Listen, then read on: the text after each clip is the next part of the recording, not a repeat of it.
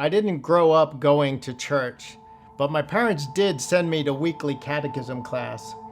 And as part of that journey, I attended a retreat my sophomore year in high school. And it was there where I met a town fireman. His name was Don. Don spoke to me about a guy named Jesus and his love for me and how Jesus wanted a relationship with me. And I remember thinking, why? Why would anybody love me? And if Jesus really knew me, he'd change his mind. Sadly, that was a conversation I had often in my mind. But the way Don talked about Jesus' love, it wasn't tied to how good I was or about my performance in life. It was about whether I believed that Jesus died for my sins and if I trusted Jesus to lead me in life. And that night, I told Don, I want that Jesus. Now, I wish I could say at that very moment everything changed. It didn't. I was confident that when my time on earth expired, that I would be with God for eternity because of my faith in Jesus and what he did to make me right with God. But there wasn't a visible change in my life.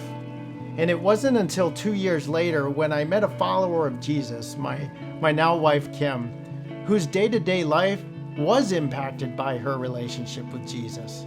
Kim gave me a Bible. She helped me get connected to a local church as I headed off to college. And I started to lean on God's power and his truth in my day-to-day life. I was growing spiritually. This was so refreshing because for so long it was all about me, my ability. And to tell you the truth, that was just downright exhausting. Change was occurring, but my previous way of living created some well-worn ruts and grooves in my life. For me, life was good when I was achieving things, when I was successful. What you couldn't see, though, was behind that success was a bunch of fear and anxiety. I learned early on in life, though, when I performed well, it would bring affirmation from others. And that magically seemed to soothe my fears inside, but only briefly. Which was okay because I just start the whole process over and over again and ramp up my efforts. Well, 16 years after making a decision to follow Jesus, God graciously allowed me to wear myself out. He used my burnout and depression to help me examine my heart, to look at what was controlling it, and to begin to change my affections in a way that put Jesus first.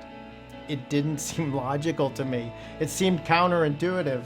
But what I discovered was giving up my control to God led to a place of freedom, a freedom that sustained. God has done an amazing work in me, and he continues to. This side of heaven, I'm under construction, and I love learning to live like Jesus and helping others to do the same. I'm Rob Perry, and this is my Jesus story.